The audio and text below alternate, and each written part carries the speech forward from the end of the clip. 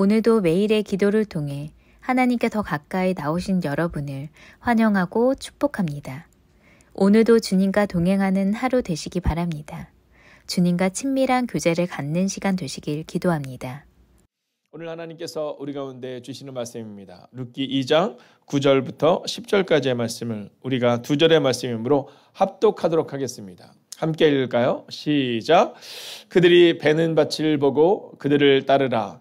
내가 그 소년들에게 명령하여 너를 건드리지 말라 하였느니라.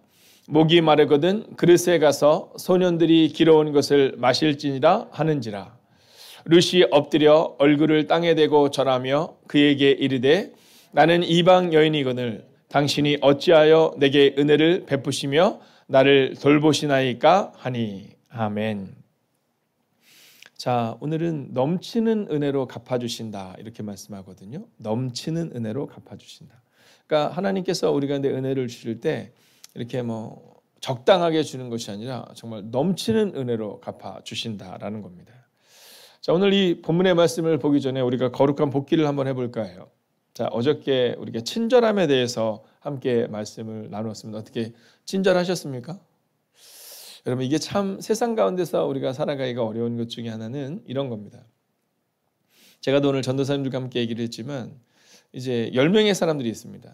10명의 사람들이 있는데 그 중에서 8명의 사람들이, 여러분 대다수의 사람들이 그 물건이 좋다 이렇게 얘기를 하는 겁니다. 우리가 이 회사에서 또는 어디에서 이 물건을 팔 때 이렇게 부정적인 얘기를 내는 사람들에 대해서 굉장히 이렇게 강조하고 이렇게 돌아보잖아요. 그 이유 중에 하나가 뭐냐면 10명의 사람들 중에 8명이 긍정적인 얘기를 할 때 2사람이 부정적인 얘기를 합니다. 자, 그럼 여러분은 물건을 사실 것 같습니까? 안 사실 것 같습니까? 우리가 생각할 때는 그래도 8명이 얘기하는데 이렇게 생각하지만 그렇지 않다라는 거예요. 많은 사람들이, 대다수의 사람들이 2명에서 3명의 사람들이 부정적으로 얘기할 뿐인데 나머지 7명에서 8명의 사람들이 긍정적으로 얘기를 해도 그 물건을 사지 않는다라는 거예요. 참 신기하죠. 그러니까 이 긍정적인 얘기만큼 중요한 것은 바로 이 부정적인 얘기다라는 겁니다. 자, 그처럼 우리가 세상 가운데서 대다수의 크리스찬들이 아주 좋은 모습을 가지고 살아가지만 그러나 아주 소수의 사람들로 인하여서 여러분 많은 이 부정적인 것들을 보여주게 된다라는 거죠. 자, 저도 어저께 저의 친절함에 대해서 생각해 봤습니다. 목사로서 친절한 게 뭘까? 전도사님들과 함께 대화를 나눴거든요. 우리가 친절한 게 뭐냐? 목회자인 저에게 있어서 이 친절함은 이 말씀을 잘 전하는 거라는 생각이 들더라고요. 자, 그러니까 이 말씀을 전할 때 친절하게 말씀을 전한다는 것은 말씀을 알기 쉽게, 또 우리 전도사님들이 이렇게 자막을 준비하고 이런 것들이 친절함이 아닐까 하는 마음이 드는 거예요.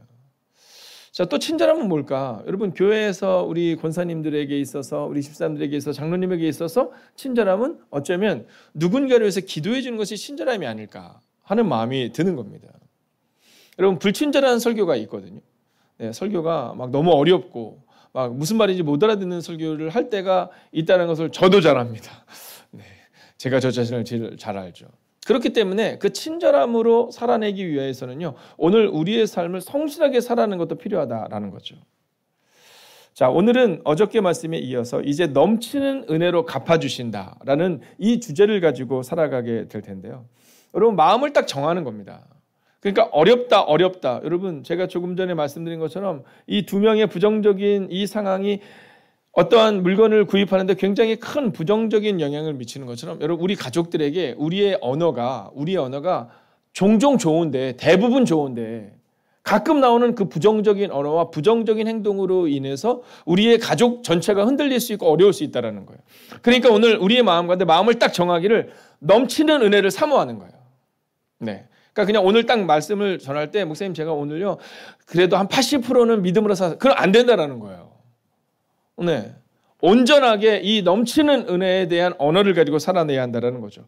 그러면 이 하나님께서 주시는 넘치는 은혜는 무엇이기 때문에 그렇게 넘치는 은혜로 살아가라고 말하는 걸까? 자, 첫 번째는요, 마르지 않는 샘과 같은 은혜가 넘치는 은혜입니다. 자, 그러니까 이 마르지 않는 샘이다라는 것은 뭐냐 하면요, 우리가 이 친절함과 은혜와 믿음으로 이야기할 때 여러분 우리가 그것을 하려고 합니다. 우리의 감정과 의지로. 기도할 때 그렇게 얘기하잖아요. 하나님 오늘도 우리가 친절하게 해주세요. 오늘도 넘치는 은혜를 사모하게 해주세요. 그게 아니라 마르지 않는 셈, 즉 하나님께서 부어주시는 그 은혜를 사모해야 된다는 겁니다. 그러니까 내가 그 은혜를 쟁취하는 것이 아니라 부어주시는 은혜. 자 볼까요? 9절을 보면 이렇게 기록합니다. 현대인의 성경으로 오늘 준비했는데요. 목이 마르거든 언제든지 물통 있는 데로 가서 일꾼들이 기러운 물을 마시도록 하게. 자 오늘 루세게 뭐라고 말하는 거냐면 너 이제 일하다 보면 목이 마르잖아. 그때 내 밭에서 일하는 것으로 끝나는 것이 아니라 언제든지 하인들이 준비한 물을 너 마시면 돼. 왜냐하면 너는 우리 사람이잖아. 우리 사람. 이렇게 얘기하고 있는 거예요. 여러분 오늘 이 루세게에 보여주는 보아스의 삶을 통해 하나님의 이 넘치는 은혜를 우리 가운데 보여주고 있다라는 거죠. 자 시편 1편 3절을 보면 이렇게 말하거든요. 그는 시냇가에 심은 나무가 철을 따라 열매를 맺으며 그 잎사귀가 마르지 아니함 같으니 그가 하는 모든 일이 다 형통하리로다 이렇게 말해요. 그러니까 우리가 어디에 심겨져야 되냐면 철을 따라 열매를 맺는 이 나무는 시냇가에 심겨졌기 때문에 열매를 맺는다라는 거예요. 여러분 오늘 우리의 삶이 나의 의지와 나의 노력으로 어딘가에 누군가에게 어떤 상황에서 친절함과 넘치는 은혜를 사모하고 넘치는 은혜를 이야기하는 것이 아니라 여러분 우리가 하나님이라는 그 시냇가에 성령의 충만함 가운데 거해야 한다라는 거죠. 여러분 넘치는 은혜 첫 번째 주제 마르지 않는 샘과 같은 은혜가 오늘도 여러분 가운데 임하기를 주의 이름으로 축원하겠습니다. 그러기 위해서는요 여러분 오늘 하루 종일 예수님을 묵상하는 겁니다. 성령님을 묵상하고 내가 하나님과 함께 걷고 있는지를 점검하셔야 됩니다. 자, 두 번째 이 은혜는 뭐냐면요. 바로 흔들림 없는 변함없는 은혜를 말하고 있습니다. 자, 이 넘치는 은혜의 두 번째 주제는 뭐냐면요. 흔들림 없는, 원래는 제가 이렇게 흔들림 없는 변함없는 이렇게 중문을 사용하는 것을 좋아하지 않지만 오늘 특별히 이 말씀에는요. 이 흔들림 없는과 변함없는이라는 은혜가 같이 나와야 돼요. 자, 왜냐하면 하나님의 은혜는 뭐냐면 변함없는 은혜거든요. 그리고 우리가 그 은혜를 사모하는 모습은 흔들림 없는 으로 나아가야 한다는 거예요. 여러분 종종 우리가 그런 얘기합니다. 하나님 내 기도 안 들어주시는 것 같다고. 네, 하나님은 지금 나와 함께 하시지 않는 것 같다고. 여러분 하나님이 나와 함께 하시지 않는 것이 아니라 내 기도를 들어주시지 않는 것이 아니라 지금 내가 하나님 앞으로 나아가지 못하고 있는 거예요. 자,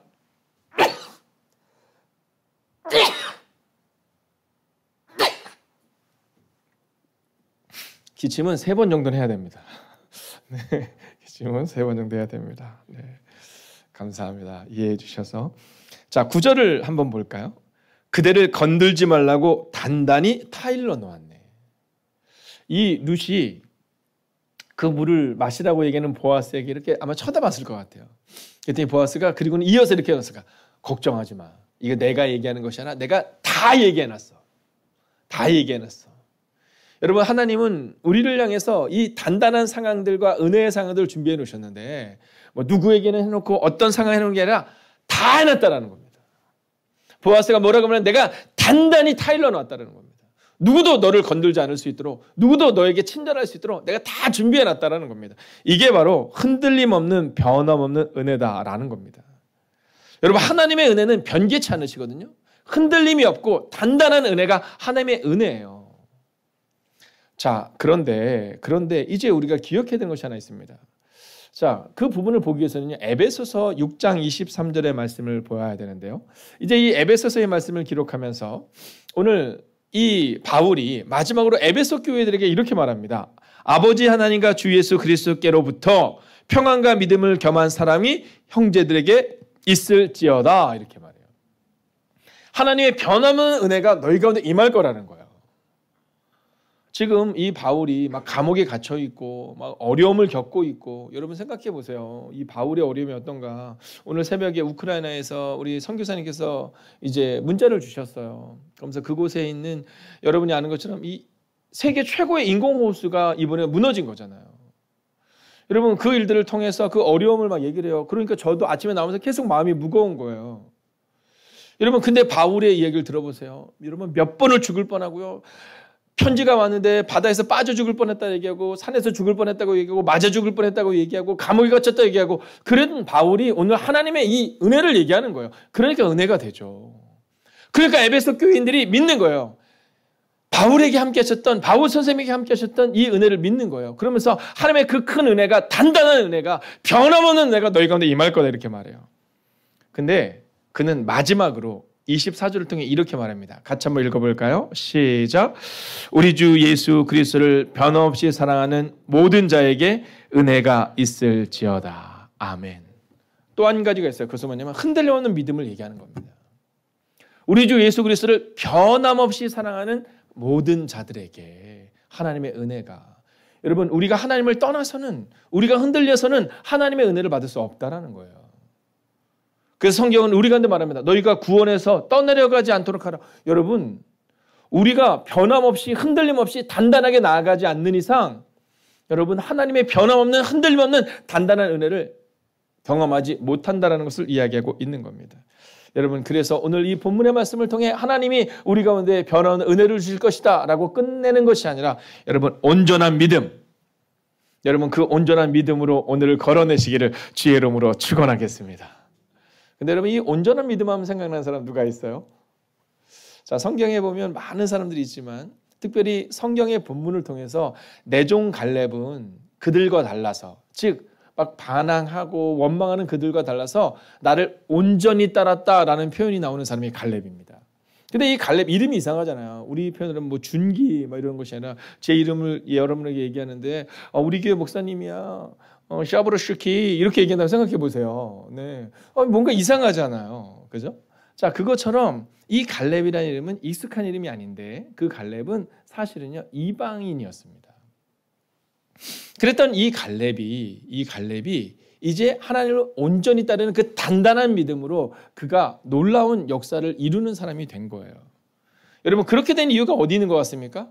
오늘 루세 고백과 같습니다. 세 번째 주제입니다. 바로 차별이 없는 은혜다라는 겁니다. 여러분 하나님의 은혜는 차별이 없어요. 차별이 없어요. 여러분 하나님의 은혜는 막 너무 열심히 하는 사람에게는 은혜를 부어주시고, 네, 뭐 성품이 좋은 사람의 은혜를 부어주시고, 또 뭐 부모가 뭐 3대가 믿음을 가져서 그게 아니라 차별이 없는 은혜예요. 자, 10절을 같이 한번 볼까요? 같이 읽습니다. 시작.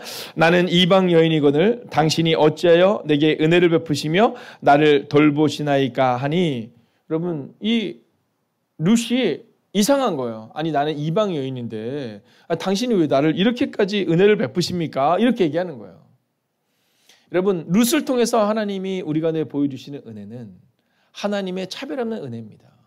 여러분 보아스가 룻에게 보여주셨던 이 차별 없는 은혜처럼 오늘 하나님은 여러분에게 차별 없는 은혜를 허락하신다 말씀하고 있는 거예요. 이게 바로 차별이 없는 은혜죠. 여러분 이것을 현대인의 성경으로 보면 이렇게 말합니다. 어찌 나 같은 이방 여자에게 이런 친절을 베풀고 돌보아 주십니까? 이렇게 말하고 있는 거예요. 여러분 늘 성경은 우리 가운데 하나의 말씀을 전합니다. 오늘 주제인 하나님의 한없는 은혜, 부어주시는 은혜를 사모하면서 끝내서는 안 됩니다. 여러분 내가 룻과 같은 사람이 돼야지, 여러분 그것은 이제 어린아이들과 같은 신앙입니다. 그럼 여러분의 신앙은 어떤 신앙이 되어야 될까요? 여러분의 신앙은 하나님이 룻에게 부어주신 은혜를 기대하고 소망하는 첫 번째 믿음을 넘어서서 오늘 이 보아스처럼 친절함을 베푸는 사람이 또한 되어야 한다라는 겁니다. 여러분 세상 가운데서 목적 없이 살아서는 안 됩니다. 세상 가운데서 어떠한 문제와 상황 가운데서도 하나님을 바라보는 단단한 믿음을 가지고 살아낸다라는 것은 바로 누군가에게 차별 없는 친절함을 베푸는 여러분의 삶의 모습이 바로 주님께서 기뻐하는 모습이다라는 거죠. 여러분 저는 오늘 여러분의 삶이 룻의 삶처럼 갈렙의 삶처럼 되기를 원하지만 또한 보아스와 같이 그 친절함으로 누군가에게 넘치는 은혜를 베풀어주는 한 사람 되시기를 주의 이름으로 축원하겠습니다. 제가 선포하겠습니다. 넘치는 은혜를 사모하며 친절한 하루를 사십시오.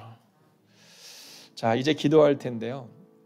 이번 주에 우리 한 권사님이 이렇게 어떤 삶을 살아내는 데 있어서 좀 어려우신 거예요.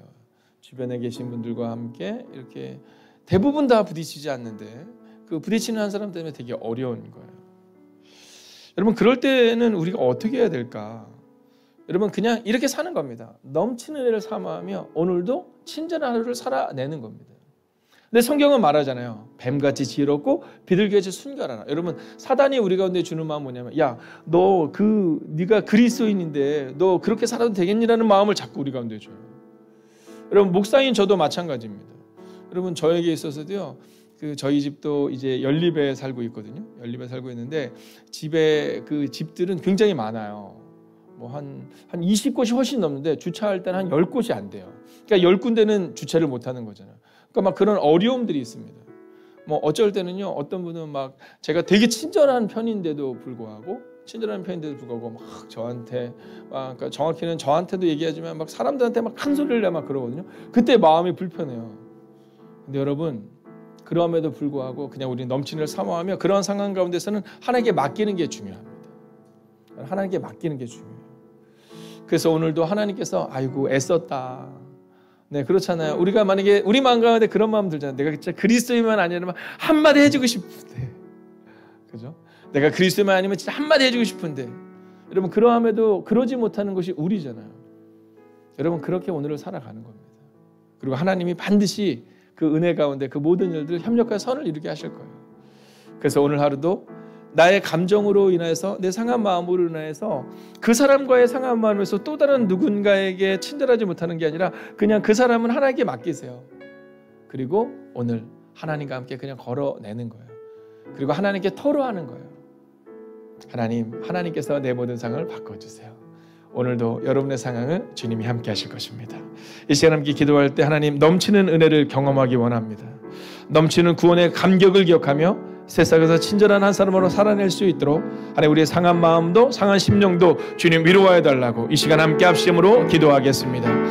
오 살아계신 아버지 하나님, 오늘도 넘치는 은혜를 경험하기 원합니다.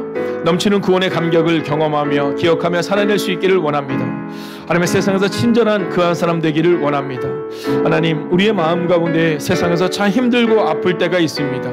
내가 틀렸나 하는 마음 가운데 있을 때감을 고백합니다. 하나님, 그러나 하나님은 그 어떤 상황 가운데서도 넘치는 은혜를 우리 가운데 허락하십니다. 하나님, 오늘도 기도합니다. 오늘도 고백합니다. 오늘도 간구합니다. 하나님, 넘치는 은혜를 경험하여 나아가는 하나님의 사람들에게 은혜 위에 은혜를 더하여 주시옵소서. 넘치는 구원의 감격을 기억하며 오늘을 살아내게 하여 주시옵소서. 하나님, 세상에서 친절한 그 한 사람으로 살아내기를 원합니다.